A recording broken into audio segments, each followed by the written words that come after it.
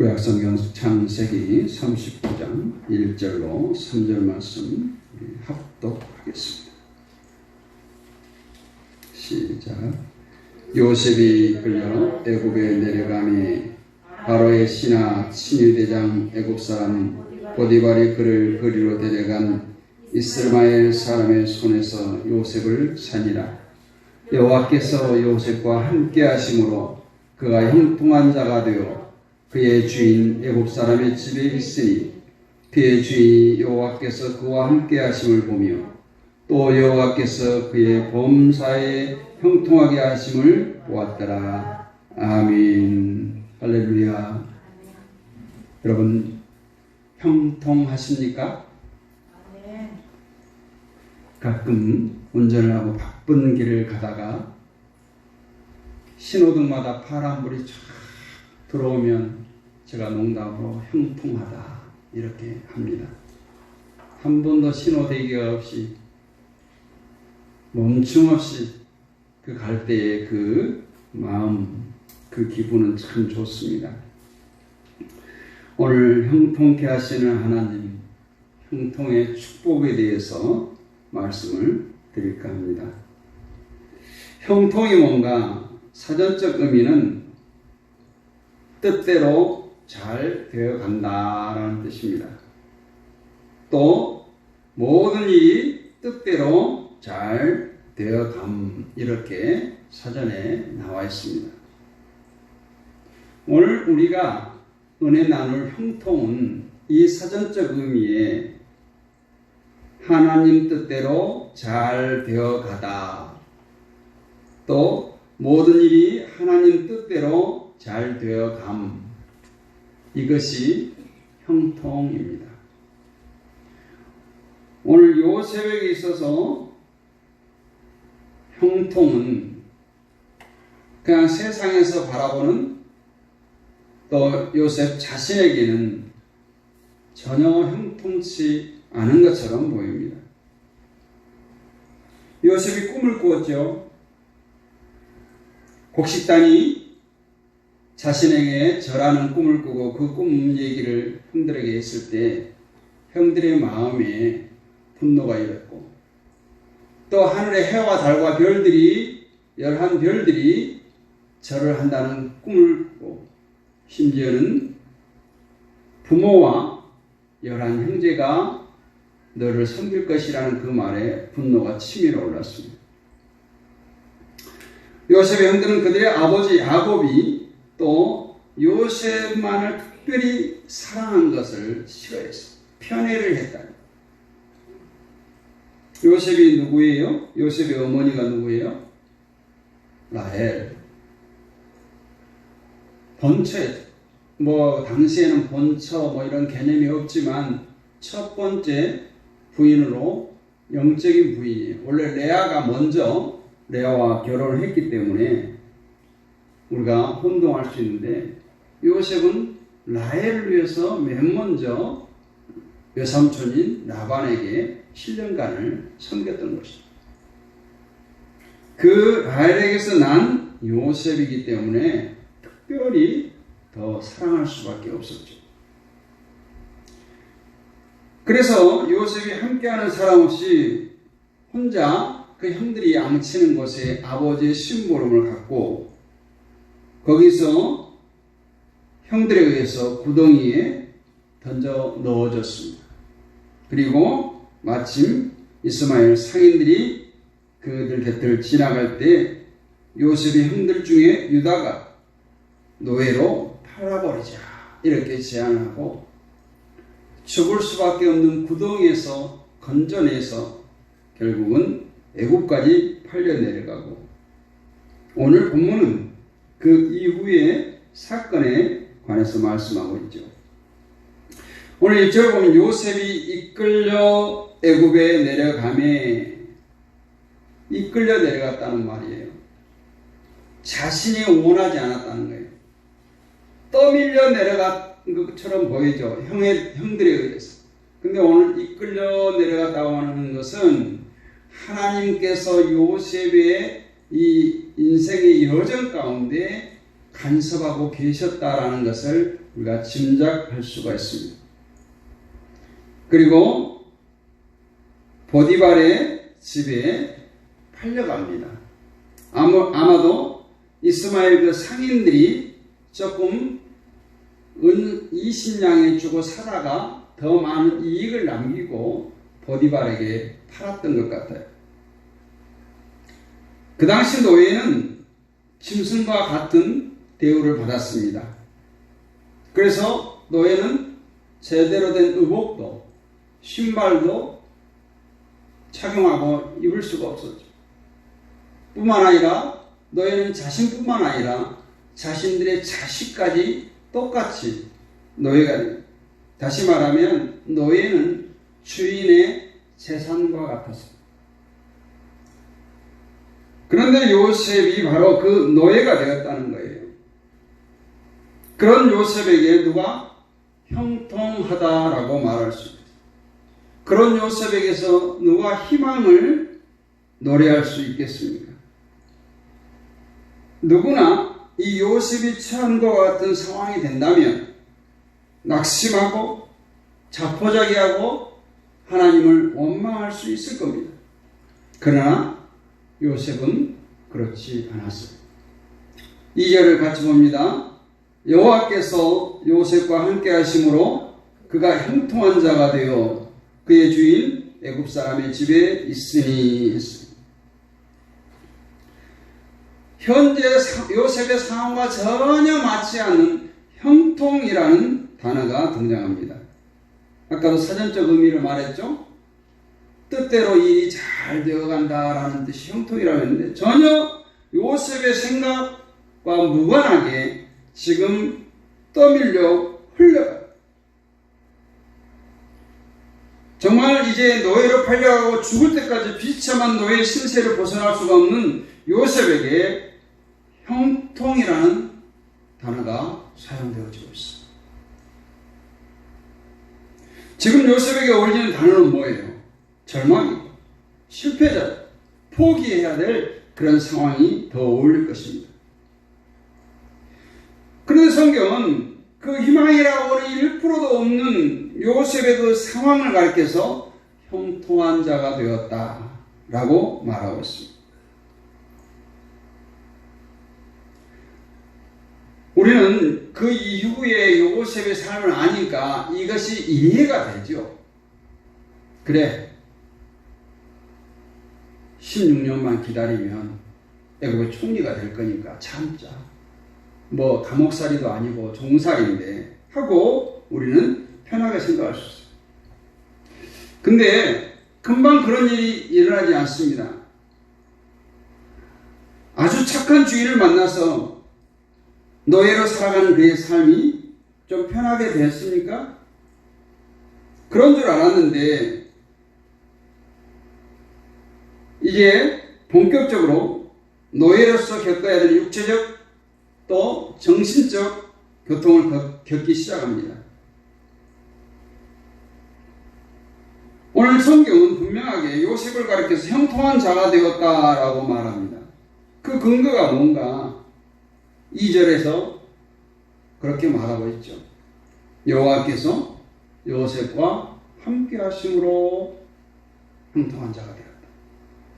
요셉이 하나님과 함께 한 것이 아니라 하나님께서 요셉과 함께 했다는 거예요. 믿습니까, 여러분? 이거 중요한 사실이에요. 우리에게도 하나님께서 우리와 함께하고 계십니다.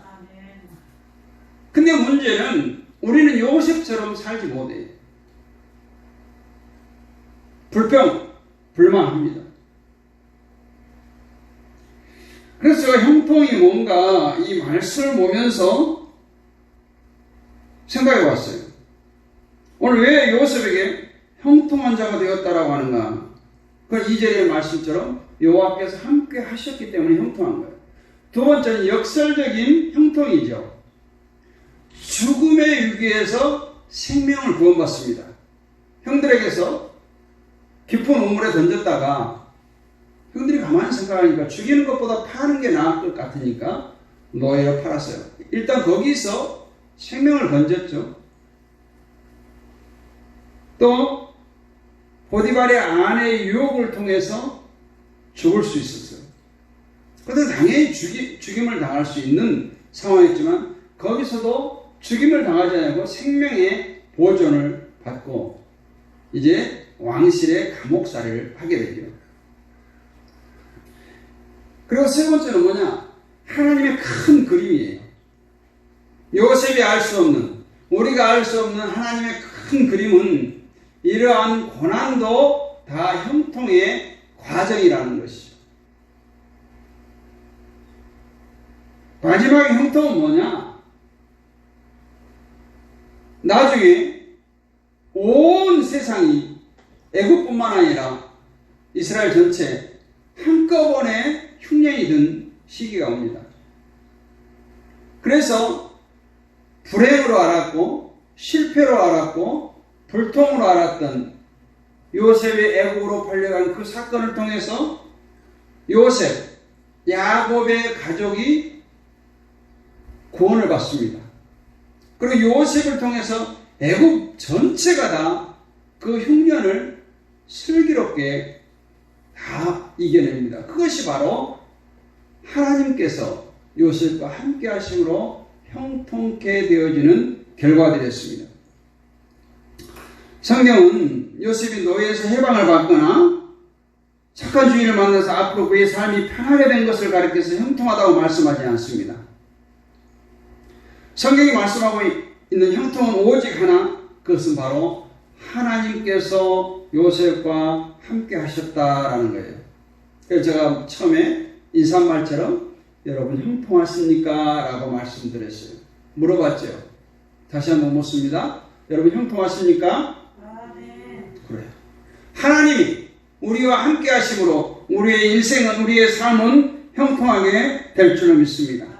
지금 오늘 본문에 등장하는 요셉은 아직은 세상에서 가장 비참한 그런 상태의 노예가 되어버렸지만 하나님께서 여전히 그런 요셉과 함께 하시고 앞으로도 함께 하실 줄로 믿습니다. 왜 하나님께서는 요셉에게 그런 특별한 은혜를 베풀어 주실까요? 당시에 요셉 말고도 애굽에는 수많은 노예들이 있었습니다. 근데 왜 요셉에게 특별한 은혜를 베푸셔서 요셉과 함께 하심으로 요셉이 노예의 신분에도 불구하고 형통한 자가 될 수 있었는가? 그 원인은 바로 요셉에게 있었습니다. 만약 요셉이 자기가 처한 노예 상황이 너무 비참해서 밤낮 자기를 노예로 팔아버렸던 그 형들을 원망하고 자기 자신을 비관하고 모든 희망을 버리고 자포자기하고 하나님을 원망했다면 하나님께서 과연 그런 요셉과 함께 하실 수 있을까요? 하나님께서는 그렇게 자기가 만난 힘든 상황으로 인해서 낙심하거나 자기 신세를 비관하거나 누구도 원망하지 않고 희망을 포기해버린 사람과 함께 하실 수 없다라는 거예요. 하나님께서는 최악의 상황을 만나서 그 상황에서 벗어날 수 있는 희망이라고는 단 1%도 없는 상황에서도 희망을 잃지 않고 끝까지 하나님을 바라보고 하나님께 도움을 구하는 그 사람과 함께 하심을 믿으시기를 원합니다. 2절에 보면 하나님께서 요셉과 함께 하시다고 분명히 말씀합니다. 그러므로 비록 요셉이 노예로 팔려가서 그가 만난 상황이 최악의 상황이었기 때문이라도 그 상황을 벗어날 수 있는 희망이 1%도 없다고 할지라도 거기서 그는 형들을 원망하지 않았어요. 낙심하지 않았어요.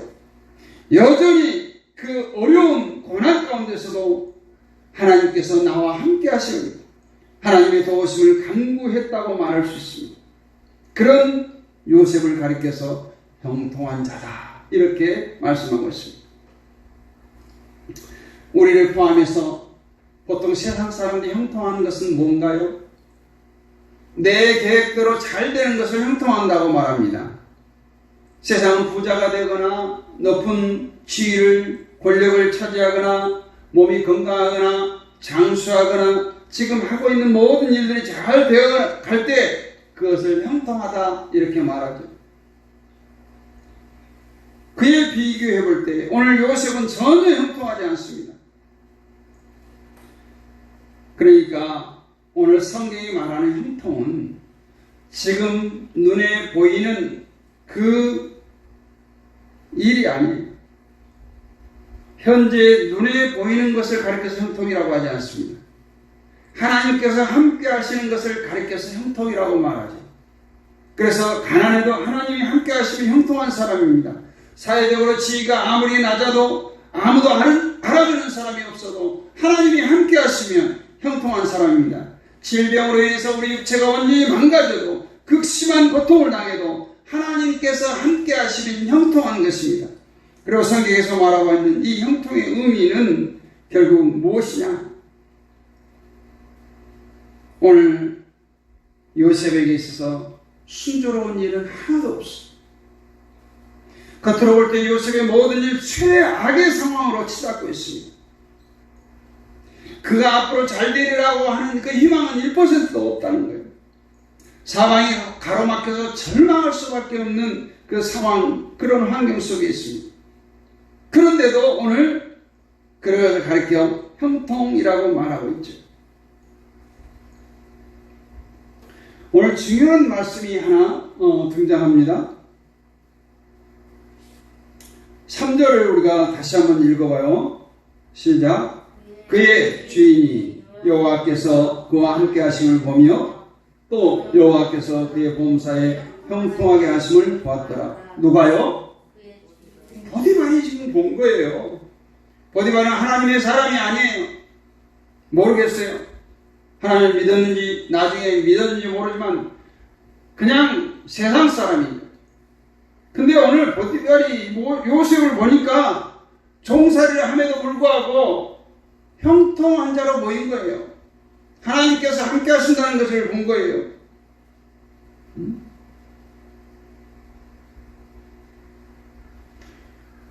우리는 그래서 요셉의 그 나중의 삶을 끌어다가 여기다 비춰보면 어떻게 요셉이 형통한 사람이고 어떻게 보디발이 하나님께서 범사에 형통하게 하심을 봤다라고 하는가를 알 수 있죠. 창세기 50장 19절 21절을 제가 읽어드립니다. 요셉이 그들에게 이르되 그들은 형들입니다. 두려워하지 마소서. 내가 하나님을 대신하리이까? 당신들을 나를 해하려 하였으나 하나님은 그것을 선으로 바꾸사 오늘과 같이 많은 백성의 생명을 구원하게 하시려 하셨나니 당신들은 두려워하지 마소서. 내가 당신들과 당신들의 자녀를 기르리이다 하고 그들을 강국한 말로 위로하였더라. 요셉은 나중 된 일이에요. 이거 창세기 50장은 나중에 이제 이스라엘도 흉년을 겪고 다 흉년을 겪을 때 그 곡식을 사러 온 형들에게 하는 말이에요. 그러니까 요셉의 마음은 항상 뭐예요? 하나님께서 당신들의 그 악한 행실도 선으로 바꿔서 오늘 이스라엘뿐만 아니라 많은 백성을 구하는 도구로 나를 사용하시게 하셨다라는 거예요. 이 고백이 있었기 때문에 오늘 보디발의 눈에도 요셉이 형통한 자로 보였던 거예요.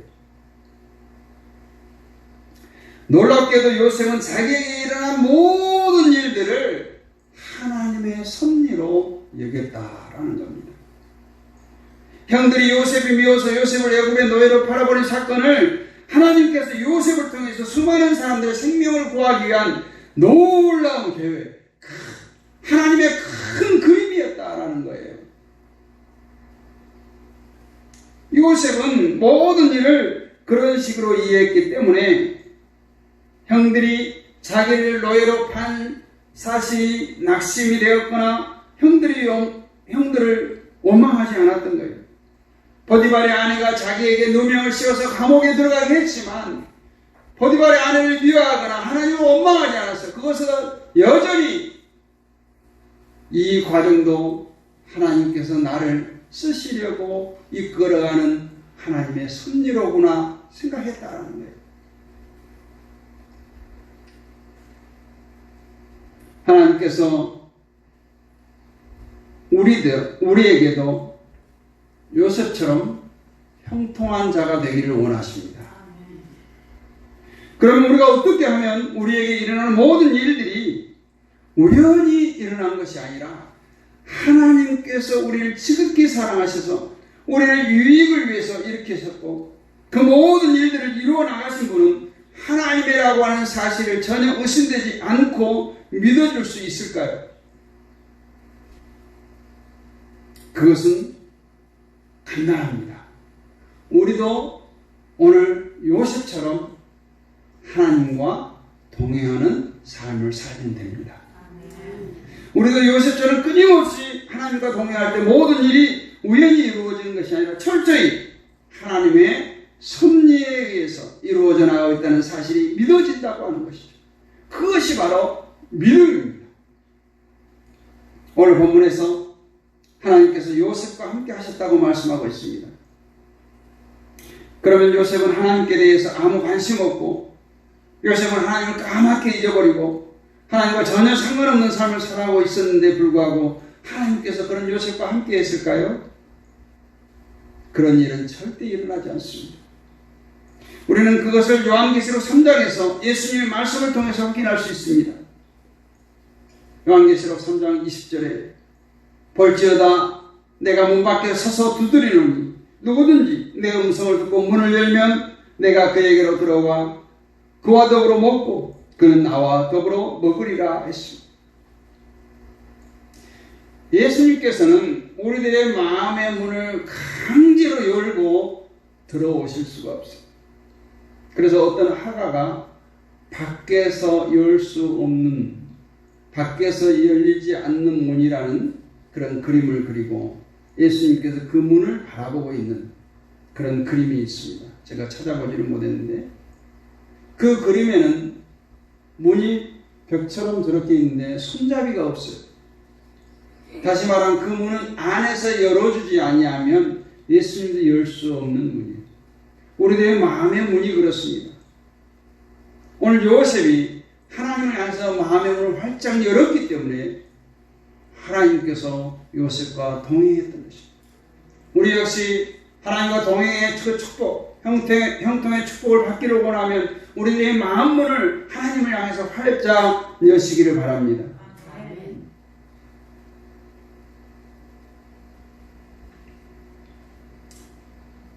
요셉은 끊임없이 자기의 마음의 문을 활짝 열고 자기의 마음에 여호와 하나님을 모셔드렸습니다. 하나님께서 그 요셉의 환영을 받으시고 늘 요셉의 마음 안에 들어가셔서 요셉과 함께 했습니다. 그럴 때 요셉은 모든 일이 우연이 아니라 나를 지극히 사랑하시는 하나님께서 자기의 유익을 위해서 이루신다는 사실로 믿어졌고 그 사실을 의심할 수 없었던 것입니다. 그 확신, 그 믿음이 요셉으로 하여금 낙심도 절망도 원망도 하지 않게 만들어 주셨던 것이죠.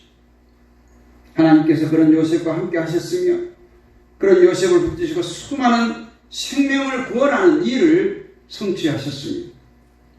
요셉이 16살 때쯤 형들에게 팔려가서 거의 13년 동안 애굽의 종사를 노예 생활을 하고 결국에는 30살이 되어서 애굽의 총리가 되고 하나님의 큰 그림의 퍼즐이 맞춰집니다. 하나님께서는 우리도 요셉과 같이 형통한 자가 되기를 원하십니다. 그러기 위해서 우리도 요셉처럼 끊임없이 우리의 마음의 문을 활짝 열고 우리의 마음 안에 하나님을 모셔드릴 수 있기를 바랍니다. 한순간 찰나도 하나님을 잊어버리지 않고 늘 하나님을 생각하고 하나님을 사모하고 하나님과 동행하는 삶을 사시기를 바랍니다. 요셉과 함께 하신 하나님께서 지금 우리와 함께 하십니다. 우리도 그 크신 하나님의 섭리가 믿어지기 시작할 것입니다. 그리고 그런 우리의 마음속에 요셉이 맛보았던 평안과 기쁨과 중단되지 않는 놀라운 하나님의 은혜가 계속 부어질 것입니다. 하나님께서 그런 우리와 함께 하시고 우리를 형통하게 해 주실 것입니다. 그리고 우리를 요셉처럼 축복하셔서 귀하게 사용해 주실 줄로 믿습니다. 사랑하는 성도 여러분, 요셉과 함께 하신 하나님 멋지지 않습니까? 요셉과 같이 하나님과 늘 동행하시고 성숙된 신앙을 가지고 형통의 축복을 마음껏 누리는 여러분이 되시길 주님의 이름으로 축복합니다. 아멘. 거룩하신 아버지 하나님 감사합니다. 오늘도 형통케 하시는 하나님의 놀라우신 계획과 섭리를 알았습니다. 이제 믿기를 원합니다. 그 크신 하나님을 내 마음 활짝 열고 맞아들이기를 원합니다. 요셉이 그랬던 것처럼 나와 함께 하시는 하나님을 날마다 고백하게 하고 우리의 삶이 우리 환경이 어찌하든지 내 삶은 형통한 삶임을 고백하는 우리 모두가 되게 하여 주옵소서. 믿사오며 우리 주 예수 그리스도 이름으로 감사드리었고 기도하옵나이다. 아멘.